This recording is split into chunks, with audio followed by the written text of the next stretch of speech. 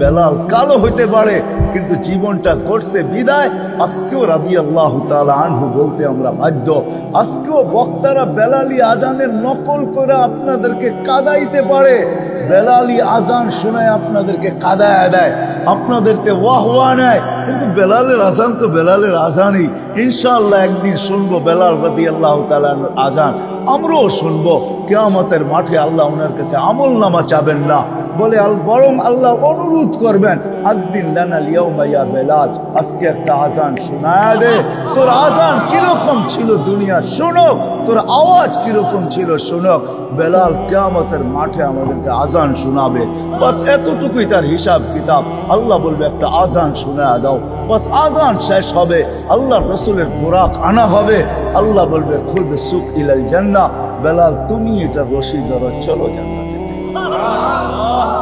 বেলাল জীবনটাকে গড়ছিলেন, রাবিয়া জীবনটাকে গড়ছিলেন বিদায়, নাহলে রাবিয়ার বাড়ি তো আমার এই চোখে দেখা। আমি গত বছর আপনাদেরকে মনে হয় বলছিলাম রাবিয়ার বাড়ি আমি 6 বার দেখছি, 6 বার। রাবিয়া কৃত দাসী ছিল, কৃত দাসীর আবার কি মর্যাদা। ইথিওপিয়া তার বাড়ি ছিল। আজকেও সার্চ দেন না, যুবকদেরকে বলতেছি নেটে সার্চ দিয়া দেখো ইথিওপিয়ার মানুষগুলোকে দেখলে কেমন দেখা যায়। এক তো রং নাই, কালো রং তো নাই, সাথে সাথে ঢংও নাই, কোন ঢং দিয়ে আল্লাহ তাদেরকে তৈরি করেন নাই। আফ্রিকার ইথিওপিয়ার মানুষগুলা, রাবিয়া ওইখানেরই ছিল, কৃত দাসী ছিল, কালো ছিল, 33 বছর বয়সে দুনিয়ার থেকে চলে গেছে, যাওয়ার আগেই সে বিধবা হয়ে গেছে। আজকেও 2500 বুক স্টলে চলে যান, কোন ইসলামিক বইয়ের দোকান থাকলে চলে যান আর জিজ্ঞাসা করেন রাবিয়ার একটা জীবনী আমাকে দাও।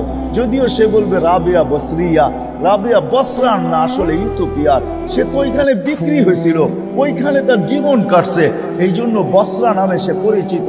আসলে তার বাড়ি বসরা না, আসলে তার বাড়ি হলো ইথিওপিয়া। ওই রাবিয়ার নামের বই কোনো ভাষায় এরকম নাই যে না লেখা হয়েছে, রাবিয়ার জীবনী না লেখা হয়েছে। আমাদের বাংলা ভাষায়ও আছে, যান আপনাদের এখানে, যান 2500-এ কোনো ইসলামিক দোকান থাকলে ওইখানে আপনি রাবিয়ার জীবনী পাবেন। এই গ্রামও 2-4টা ঘরে পাওয়া যাবে, মা বোনরা উঠে নিয়ে আসে রাবিয়ার জীবনী পড়ার জন্য। হায় হায়, রাবিয়া তো কোনো উচ্চাঙ্গের মহিলা ছিল না, কোনো আপডেট মহিলা ছিল না, কোনো শিক্ষিত মহিলা ছিল না, কোনো আমাদের মতো এরকম উচ্চমানের ঘরের মহিলা ছিল না, কি তো দাসী ছিল, কিন্তু জীবনটা করছিলেন বিদায়। আমরা চলবো সবাই, সবাই আমরা যাত্রী। আসেন, লম্বা আর করার ইচ্ছা আমার নাই, সবাই আমরা যাত্রী, যাত্রা আমাদের চলমান, যেই কোনো মুহূর্তে এটার পরিসমাপ্তি করতে পারে। আল্লাহ জানায় দেন নাই কাউকে, মেশিন তো তৈরি হয়েছে, আমাকে আমেরিকা চিনাইতে হবে না। আমি তো গত মাসে 23 তারিখে আসছি আমেরিকা থেকে, আমাকে দুনিয়ার উন্নত বিশ্ব চিনাইতে হবে না। আমি তো চষতে চষতে কসম খোদার আমার জুতা শেষ, দাড়ি পাকায় ফেলছি, এখন আর প্লেনে উঠতে মনে চায় না। বডির ভিতরে এখন আর ওই ফিটনেস নাই, কেননা যারা প্লেনে চাকরি করে ওদেরকে বৎসরে 2 বার ফিটনেস চেক করতে হয়, বডি ফিটনেস বলে এটাকে। যেরকম গাড়ির ফিটনেস লাগে, এরকম প্লেনে যারা চাকরি করে ওদেরও ফিটনেস লাগে, বডি ফিটনেস লাগে, বডি ঠিক আছে কিনা বৎসরে 1 বার হলেও করতে হয়। আমার বডি আর এখন দুনিয়া চষতে চষতে এখন আর অনুমতি দেয় না, আমি দুনিয়া চষি। এই জন্য চষা হিসাবে বলতেছি, দুনিয়া এখন পর্যন্ত আবিষ্কার করতে পারে নাই। হ্যাঁ, আগে তো থার্মোমিটার ছিল, মুখে ঢালতে হইতো বা বগলের নিচে দিতে হইতো, তাইলে জ্বর দেখা যেত। এখন আর ওইটার দরকার হয় না, প্রত্যেক এয়ারপোর্টে লাগানো আছে, হাইফাই মার্কেটে লাগানো আছে, করোনার কারণে বহু জায়গায় লাগানো আছে, এমনকি আমেরিকার অধিকাংশ মসজিদে লাগানো আছে। মুসল্লিও জানে না, সে যাইতেছে, একজন মনিটরিং করতেছে, সে যাইতেছে, ফ্লাশ হইতেছে, তার তাপমাত্রা কতটুকু বৈশা বৈশা কামরায় দেখতেছে, যার দেখতেছে তাপমাত্রা বেশি জ্বর, তাকে ওইখানেই থামায়া দিতেছে, থামো, তুমি ভিতরে ঢুকবে না, তোমার জ্বর আছে, হইতে পারে তা করুণও হইতে পারে, তোমার দ্বারা আরো 10 জন আক্রান্ত হইতে পারে, তাকে ওইখানেই থামায়া দেওয়া হয়। এতটুকু মেশিন পর্যন্ত এখন আবিষ্কার হয়ে গেছে যে আপনি জানবেনও না, আপনার জ্বর বহু দূর থেকে মেপা নিবে, অগোচরে মেপা নিবে। এখন আর মুখের ভিতরে ঢুকাইতে হয় না, এখন আর বগলের নিচে দিতে হয় না। দুনিয়া উন্নত হয়েছে বটে, কিন্তু কোনো মেশিন এখনো আবিষ্কার হয় নাই, কোনো অ্যাপস এখনো আসে নাই। আমাদের যুবকরা এক এক অ্যাপস নামায় নেয়, আরে বোঝো তো আমার কথা, বোঝো তো তোমরা, না বুড়ারা না বোঝো, তোমাদের তো বোঝার কথা। কোনো অ্যাপস এখনো আবিষ্কার করতে পারে নাই যেটার ভিতরে আঙ্গুল দিলে বলে দিবে আমি কবে মরবো, ঠিক না? কোনো দিন আবিষ্কার হবে না।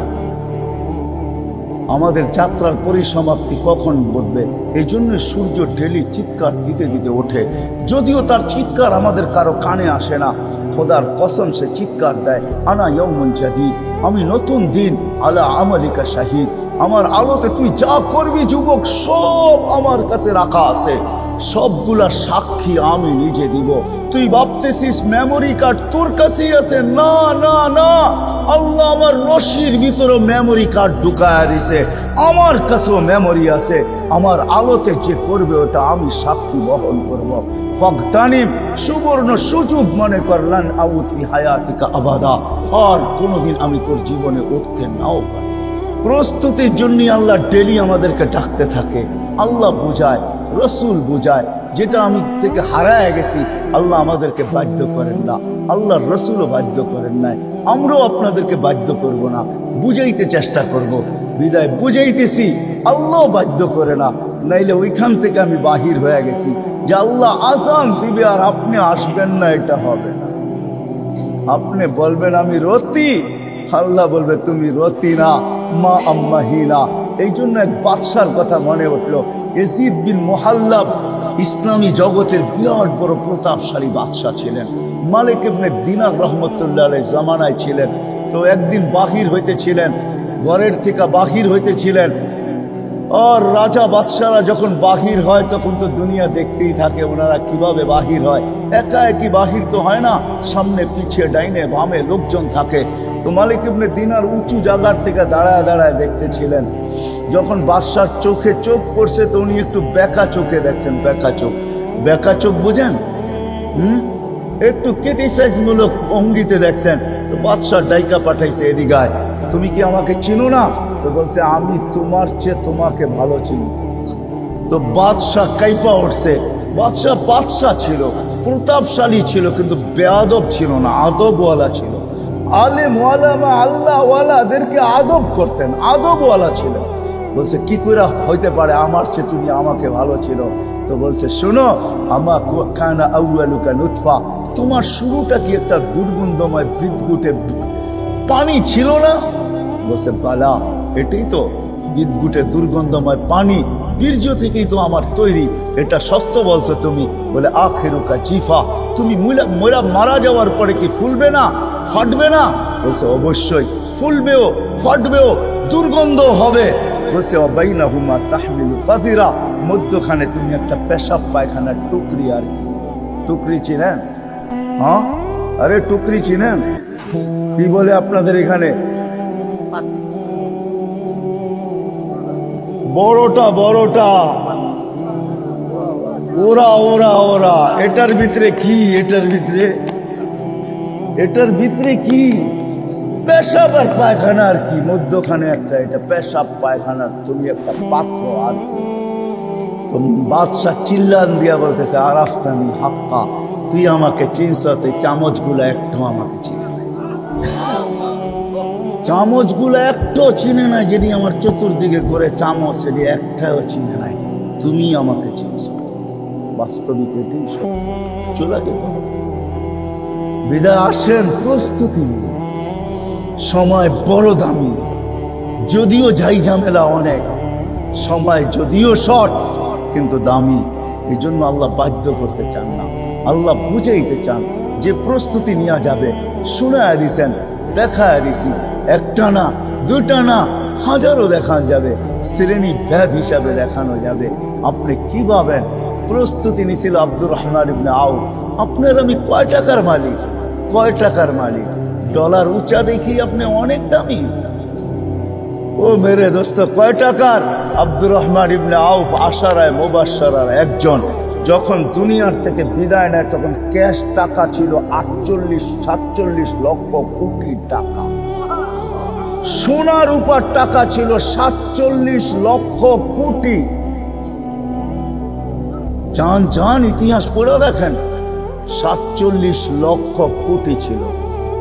কয়েক মিলিয়ন দাম বর্তমানে এক একটা ঘোড়ার, কয়েক মিলিয়ন দাম এক একটা ঘোড়ার। আপনার আমার টাকা না, দেড়হাম দাম, দেড়হাম। আরবি ঘোড়া, এরকম ঘোড়া ছিল 4000। বাকিগুলা বললাম না, প্রত্যেকটা বলা যায়। উনিও প্রস্তুতি নিছেন তো দুনিয়াতে থাকতে আশারায় মুবাশশারার একজন, টপ 10-এর ভিতরে একজন। উনি টপ 10, 10 জনের ভিতরে একজন আব্দুর রহমান ইবনে আউফ রাদিয়াল্লাহু তাআলা, যার মৃত্যু সময় সম্পদের ওর চেয়ে বেশি সম্পদ। আপনাদের বাংলাদেশের ন্যাশনাল বাজেট হয়েছে এবার মাত্র 6 লক্ষ কোটি টাকা। বাঙ্গারিগুলা বাদ দিলাম, আব্দুর রহমান ইবনে আউফ রাদিয়াল্লাহু তাআলা বাঙ্গারিগুলো আছে, ওগুলো আমি বললাম না। 6 লক্ষ কোটি টাকা আমাদের ন্যাশনাল বাজেট হয়েছে। আব্দুর রহমান ইবনে আউফের রাদিয়াল্লাহু তাআলা মৃত্যু লগ্নে ছেলে সন্তানের জন্য রাইখা গেছেন 47 লক্ষ কোটি টাকা। উনিও প্রস্তুতি নিয়ে আশারায় মুবাশশারা হয়েছেন। আপনি ভাববেন আমি টাকার বোঝায় আশারায় আমি আমাকে করতে পারতেছি না। আমাদের কাছে তো কিছু হইলেই আমরা বলি মরার সময় নাই, আমি সময় দিব তো কোত্থেকে দিব না। হ্যাঁ, না না, আসেন পায়ে পড়ি, আপনাদের চলে যেতে হবে, চলে যেতে হবে। বিদায় প্রস্তুতি নিয়ে যেতে হবে। নারীকে, পুরুষকে, যুবককে, বৃদ্ধকে যে প্রস্তুতি নিয়ে যাবে সে আল্লাহর কাছে, আল্লাহর কাছে, আল্লাহর কাছে মূল্যায়িত হবে। কেমন মূল্যায়িত? আল্লাহ তাকে সালাম দিবে। সালাম কওলাম মির রাব্বির রহিম। আল্লাহর সালাম সৃষ্টির সালামের মতো হবে না। আল্লাহ তো ওই কার্ড গলায় পরায়া দিবে। কিছু কার্ড আছে, কিছু ক্ষেত্র আছে, কিছু জায়গা আছে, ওটা গলায় ঝুলাইয়া যাইতে হয়। ওই গলায় ঝুলাইয়া গেলেই মূল্য পায়, গলায় না ঝুলাইয়া গেলে মূল্য পায় না। আল্লাহ ওই সালামের কার্ড গলায় পরায়া দিবে, যেইখানে যাবেন ওইখানেই সালাম পাইতে থাকবেন, দিতে থাকবে। সালামের মালা আল্লাহ পরায়া দিবে। ওই প্রস্তুতি নেওয়ার জন্য, সহজভাবে প্রস্তুতি নেওয়ার জন্য, যাতে সহজে নিতে পারি, এটার জন্য আল্লাহ মুহাম্মদুর রাসূলুল্লাহ সাল্লাল্লাহু আলাইহি ওয়াসাল্লামকে প্রেরণ করছেন। আল্লাহর রাসূল ক্ষেত্র বিশেষ, শ্রেণী বিশেষ, স্থান বিশেষ, জায়গা বিশেষ, প্রত্যেক ব্যক্তি বিশেষ, প্রত্যেক ব্যক্তিকে প্রস্তুতির রাস্তা দেখাইছেন। ওই যেটাকে নবীওয়ালা আল্লাহর রাসূলের জীবন বলে, যেটার উপরে আল্লাহ গ্যারান্টি দিতেছেন, লাকাদ কানা লাকুম ফি রাসূলিল্লাহি উসওয়াতুন হাসানাহ। ওই আদর্শ দিছেন, ওই ক্যারিয়ার দিছেন, ওই জীবন দিছেন, ওই লাইফ স্টাইল দিছেন। আজকে তো দুনিয়া বলে লাইফ স্টাইল চেঞ্জ করো, উন্নত করো, তাইলে তুমি সুখী হবে। আমাকে দেখাইতে হবে না। রাগ হয় না, রাগ হয় না। আমার এখানে হাজারো কান্নাও লুকানো আছে, হাজারো হাসিও লুকানো আছে। এই বছরও আমি কানতে কানতে কোনো এক পর্বে আমেরিকাতে কানতে আমি বাধ্য হয়েছি। আমার চোখে পানি আসছে, পানি আসছে। আমার এখানে কান্নাও আছে, হাসিও আছে। আমাকে কোনো জিনিস দিয়ে বুঝাইতে চেষ্টা করেন না। আমি তো চোখে দেখতে দেখতে দেখতে দেখতে দেখতে দেখতে আমার চোখের আলো কইমা আসতেছে। এই জন্য বুঝাইতে চাইতেছি আপনাদেরকে, মেরে দোস্ত, মেরে দোস্ত, এটাই সত্য। লাইফ স্টাইল চেঞ্জ করলেই, উন্নতি হলেই আমরা সুখী হব এমন না। আল্লাহর মুহাম্মদুর রাসূলুল্লাহ সাল্লাল্লাহু আলাইহি ওয়াসাল্লাম এক লাইফ নিয়ে আসছেন, এক জিন্দেগি নিয়ে আসছেন, এক আদর্শ নিয়ে আসছেন, এক তরিকা নিয়ে আসছেন, এক জীবন নিয়ে আসছেন, এক জীবন গড়ার পদ্ধতি নিয়ে আসছেন। এটা যে গ্রহণ করবে সে দুনিয়া তো সুখী হবে, আখিরাত তো সুখী হবে। এটা বয়ান দিয়ে বোঝানো যাবে না। এটা তো শিখতে হবে, শিখতে হবে। এটা শিখতে হবে, যুবককেও শিখতে হবে, বৃদ্ধকেও শিখতে হবে, নারীকেও শিখতে হবে, পুরুষকেও শিখতে হবে। যে শিখবে তার জীবন সুখের হবে, তার প্রস্তুতি কমপ্লিট হবে। মৌত আসবে, প্রস্তুতি কমপ্লিট হয়ে যাবে, এইখান থেকে যাবে তো ফেরেশতারা কার্ড অফ অনার দিতে দিতে নিবে, সঙ্গ দিতে দিতে নিবে। কোরআন বলতেছে নাহনু আউলিয়াউকুম ফিল হায়াতিদ দুনিয়া ওয়াল আখিরাহ। কোরআন বলে আমি তোমাদেরকে সঙ্গ দিতে দিতে, ফেরেশতারা বলে আমরা সঙ্গ দিতে দিতে তোমাকে নিব, জান্নাতের গেট পর্যন্ত তোমাদেরকে পৌঁছাবো, জান্নাতের দরজা পর্যন্ত তোমাদেরকে পৌঁছায় দিব, জান্নাতের ফেরেশতাদের হাতে উঠায় দিব। ওরা আবার তোমাকে রিসিভ করবে, তো গার্ড অফ অনার দিয়ে রিসিভ করবে। ওরাও বলবে সালামুন তিবতুম ফাদখুলুহা খালিদিন। বড় সুন্দর জীবন বানায় আসছো। এই জন্য মেরে দোস্ত কথা শেষ, শিখেন আল্লাহ রসুলের জিন্দিগি শিখেন। বাংলাদেশের জন্য সহজ এটা, দুনিয়ার আদার কোনো দেশের জন্য এত সহজ না। মক্কা, মদিনা, বাইতুল মুকাদ্দাস ভিন্ন কথা, এই তিন ক্ষেত্র ছাড়া দুনিয়ার কোনো জায়গায় এতটুকু সহজ নাই, এতটুকু সহজ না, এতটুকু আসান না। আমি তো বলি ওই তিন জায়গার পরে দুনিয়ার কোনো মাটি যদি আল্লাহর কাছে সবচেয়ে প্রিয় হয়, আমার মনে হয় সেটা বাংলাদেশের। আমার কাছে প্রমাণ আছে, আমি আপনাকে প্রমাণ দিতে পারবো বাংলাদেশের মাটি মনে হয় সবচেয়ে বেশি প্রিয়, বাংলাদেশের মানুষ মনে হয় আল্লাহর কাছে সবচেয়ে বেশি প্রিয়। নাইলে আল্লাহ রসুল এই উক্তি কেন করবেন যে বাংলাদেশের মানুষ সরল সহজ, বাংলাদেশের মানুষ সাদা সিধা? তাইলে বাংলাদেশের এই অবস্থা কেন হবে? কোনো গ্রাম নাই যেখানে মাদ্রাসা না আছে, কোনো গ্রাম নাই যেখানে মক্তব না আছে, কোনো গ্রাম নাই যেখানে হজ্জখানা না আছে, কোনো গ্রাম নাই যেখানে দুই চারটা মসজিদ না আছে, কোনো গ্রাম নাই যেখানে দুই চার পাঁচজন হক্কানি আলেম না আছে। বাংলাদেশের কোনো ক্ষেত্র নাই যেখানে ওলামায়ে কেরাম হক্কানি আলেম না আছে। কদমে কদমে পাওয়া যায়, দুনিয়া তো শত শত মাইল ঘুরলে একজন পাওয়া যায় না। আপনাদের এইখানেও মনে হয় গত বছর আমি বলছি যে 700 কিলোমিটার দূর থেকে আসছে ছোট্ট একটা মাসলা জিজ্ঞাসা করার জন্য। মাসলা আমি ওকে বইলা দিছি বটে, কিন্তু আগে বলছিলাম ওকে তোর পাও দুইটা দে, মনে চায় আমি একটা চুমা দিই। 700 কিলোমিটার দূর থেকে আসছি, নব মুসলিম, বলছে আমি মুসলমান, আমার মা বাবা মুসলমান না, আমার ইসলাম আমাকে কি বলে, আমার আল্লাহ আমাকে কি বলে, আমার রসুল আমাকে কি বলে, আমি কাফের মা বাবার সাথে ব্যবহার করব তো কিরকম করব? আজকে তো এখানে মুসলমান সন্তানও জানে না মা বাবার সাথে কিরকম ব্যবহার করবে, না জানে না, কোনো ওলামাকে জিজ্ঞাসা করে। রাগ হয়ে গেলেন? দাড়ি পাইকা গেছে, সে পর্যন্ত কোনোদিন জিজ্ঞাসা করে নাই। মা বাবা দুনিয়ার থেকে চলে গেছে, এখনো কেউ জিজ্ঞাসা করে না যে মা বাবা চলে গেল আমি তার ঋণ শোধ করবো তো করবো কি করে। আল্লাহ রসুল তরিকা দিয়া গেছেন, বিদ্যা দিয়া গেছেন, শিক্ষা দিয়া গেছেন। মা বাবার ঋণ শোধ করতে পারো নাই, দুনিয়ায় থাকতে তুমি মূল্যায়ন করো নাই, কদর করো নাই, দাম দাও নাই, দুনিয়ার থেকে চলে গেছে।